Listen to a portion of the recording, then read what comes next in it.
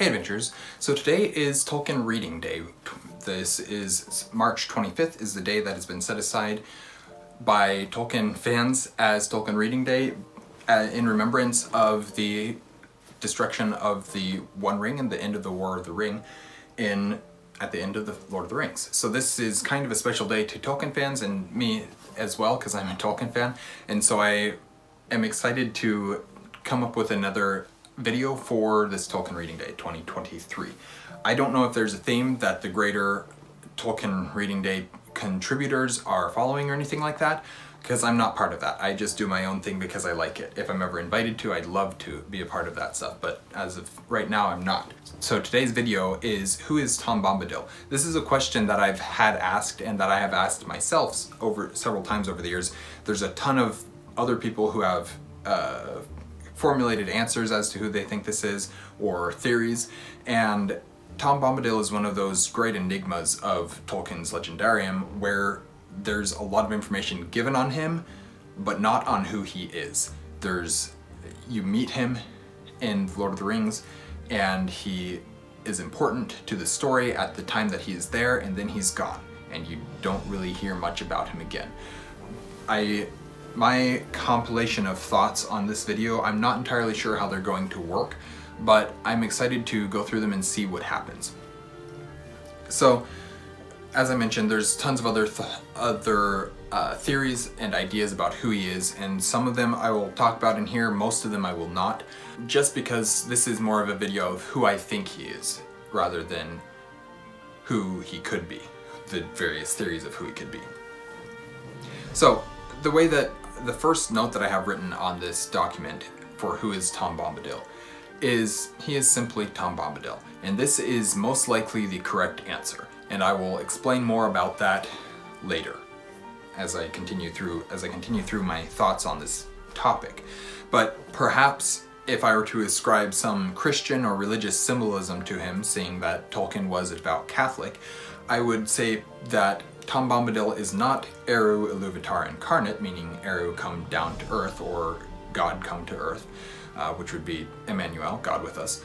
Nor is he the last remainder of the Song of the Ainur, as some people have speculated, but rather he is a facet of Iluvatar on earth, not truly a piece of Eru, but an image of him, a reminder of the power of Iluvatar, a way to see Iluvatar on earth, but not actually God. There is a little bit of proof to suggest that possibly this could be something along the lines of who he might be, in simple things like when asked who he is by the hobbits, Goldberry responds with "he is." He is a third person present tense conjugation of the verb to be, and the first person present tense of that same verb to be is "I am." This is a phrase that is associated with Christ. I am that I am and such. It implies the self-sufficient one. Goldberry also calls him the Master, which is another title associated with Christ. For one is your Master, even Christ, as Matthew 23:10 says. Him being called the Master doesn't really explain too much about who he might be. There's, in other places, it talks about how he is the master of himself, how nothing else is master over him, he is the master of himself, and that's kind of all that it is implied by when it says he is the master. So it's kind of, again, that proof isn't really proof, but it could possibly be used if you were trying to say that Tom Bombadil is a facet of Iluvatar. There's also, his name means eldest, or it gives the idea of the first. He is unaffected by things around him and seems to be the same all the time, meaning never changing. Thus you can assume that he will be there after all others as well. He was before all and will be after all, therefore the Alpha and Omega, as it were, the beginning and the end, the first and the last. Again, these are phrases used in association with God. And so with some roundabout thinking, you could kind of come up with the idea that perhaps he is a facet of Eru somehow on Earth. To continue on with that line of thinking of him being the first, or him being there after the end, in the conversation during the Council of Elrond that regards Tom Bombadil, where they're talking about if he would take the ring and everything. He comes up in the conversation, and if I can find it, I wonder if I wrote down where exactly this section is. So this is Glorfindel talking. He says, "But in any case," said Glorfindel, "to send the ring to him would only postpone the day of evil. He is far away. We could not now take it back to him, unguessed, unmarked by any spy. And even if we could, soon or late, the Lord of the Rings would learn of its hiding place and would bend all his power towards it. Could that power be defied by Bombadil alone? I think not. I think that, in the end, if all else is conquered, Bombadil will fall, last as he was first.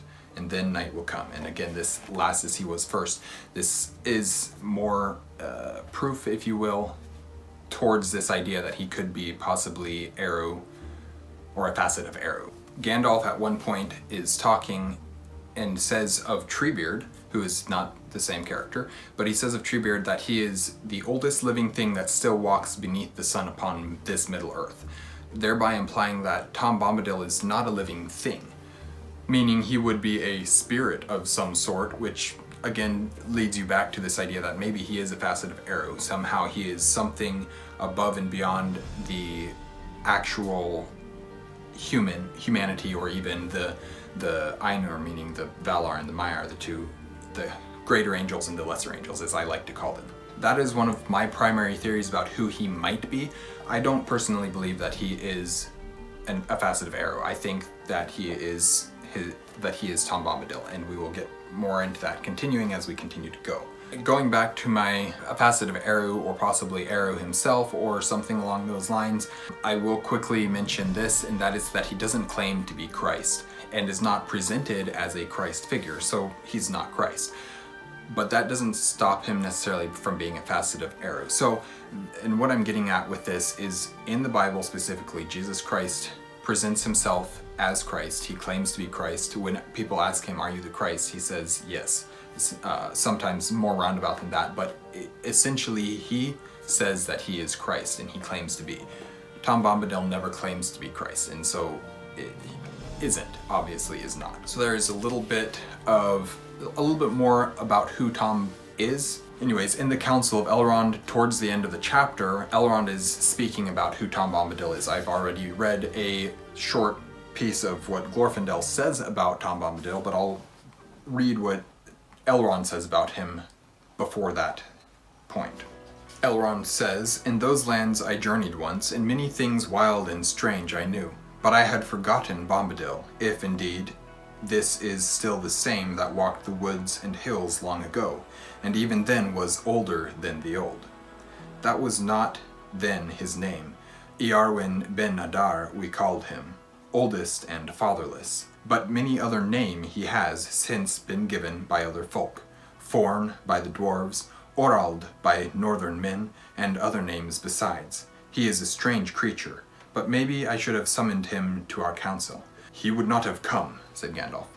"Could we not still send messages to him and obtain his help?" asked Erestor. "It seems that he has a power even over the ring." "No, I should not put it so," said Gandalf. "Say rather that the ring has no power over him. He is his own master. But he cannot alter the ring itself, nor break its power over others. And now he is withdrawn into a little land within bounds that he has set, though none can see them, waiting perhaps for a change of days, and he will not step beyond them." "But within those bounds nothing seems to dismay him," said Erestor. "Would he not take the ring and keep it there forever harmless?" "No," said Gandalf, "not willingly. He might do so if all the free folk of the world begged him, but he would not understand the need. And if he were given the ring, he would soon forget it, or most likely throw it away. Such things have no hold on his mind. He would be a most unsafe guardian, and that alone is answer enough." And that's really the extent of what is said about him in this chapter in the Council of Elrond. There's a little bit more, as I mentioned, the Glorfindel section that I read already. There's another. Galdor says, "I know little of Earwain save the name," said Galdor, "but Glorfindel, I think, is right. Power to defy our enemy is not in him, unless such power is in the earth itself. And yet we see that Sauron can torture and destroy the very hills. What power still remains lies with us. here in Imladris, or with Círdan at the Havens, or in Lorien. But have they the strength? Have we here the strength to withstand the enemy? The coming of Sauron at the last, when all else is overthrown?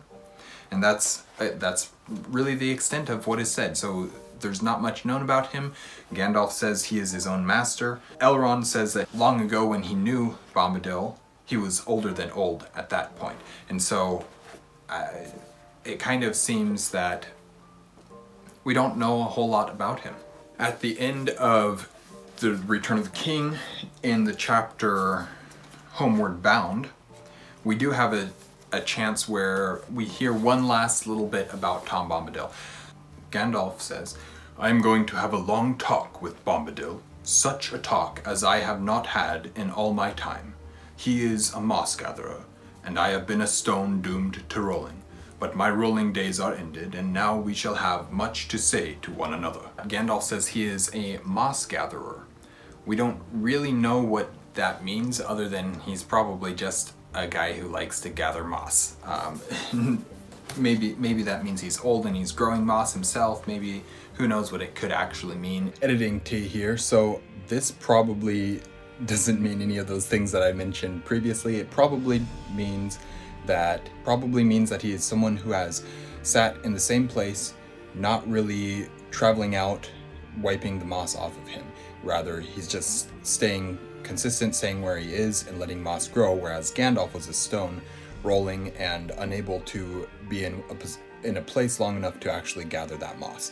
Now that his rolling days are over, he can go and have a long chat. It's not really said, but it's not really something that we need to worry about. Gandalf also, in this conversation, he does talk about how he's going to have a talk as he has not had in all my time. What does Gandalf imply with this is kind of the question that I came up with. I think it simply means that he's going to talk with someone who can truly understand what he is, meaning Gandalf, or Tom Bombadil, understands that Gandalf is a Maya, as well as about the greater metaphysical things about the world. How Bombadil knows these things is unexplained, and I also kind of like that. But we also have, I've asked the question, could he be Tolkien himself? Is this Tolkien's way of inserting himself into the world? I don't really think so. I'd be more likely to believe it if Tolkien didn't already see himself as Beren, or rather see his wife as Luthien, thereby making him Beren by association. If perhaps this other way of seeing these characters did not already exist in Tolkien's world, I'd maybe lean a little bit more towards, well, maybe this is how Tolkien knew this story, is because he was Tom Bombadil and he was able to experience part of it firsthand, or something along those lines. I don't buy into that theory that he's Tolkien. It's an interesting theory. It's one that is more credible, in my opinion, than one of the ones that I'll talk about in this towards the end of this video. But I still don't think that he is Tolkien himself. There's one last theory that has recently been going around the internet, and I don't really want to address this theory because I think it's kind of just stupid.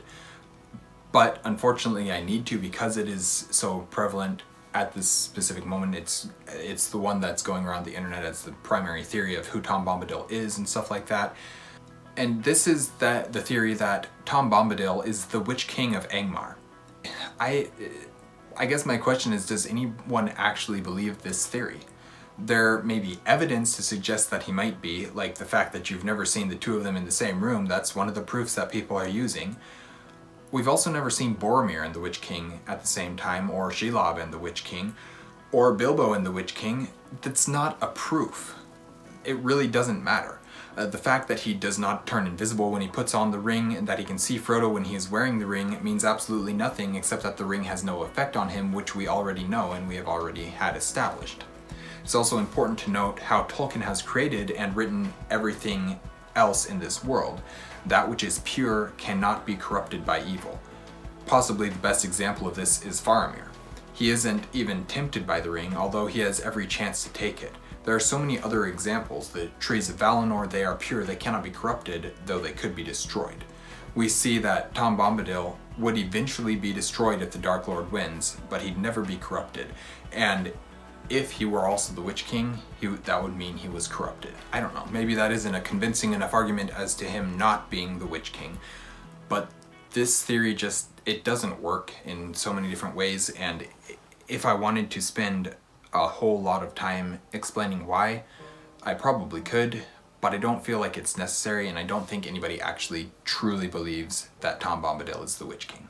So, based on all the information that I have found, as I've mentioned, he is probably simply Tom Bombadil. Yes, there's information that he is possibly a facet of Iluvatar, possibly some sort of Iluvatar incarnate, but none of those quite work with the rest of the world. We know that the Valar have had interactions on Middle-earth, but we have never seen Eru himself specifically have an interaction with a character in Middle-earth that is not one of the Valar. He is probably himself and nothing more. And it's not only the most likely answer, but it is the most logical answer. The greater question, in my opinion, though, is who is Goldberry the River's daughter? And thankfully, I don't think I have to come up with an answer for this one, because fairly recently, a couple months back now, Owen Edwards seems to have found the answer to this question. And if you are curious about what that answer is, I will link to his video so that you can go watch that as well. Thank you guys for watching an Erudite Adventure. We post videos every Monday and Thursday, and occasionally on other special days, like Tolkien Reading Day. We will see you guys again soon. Stay warm.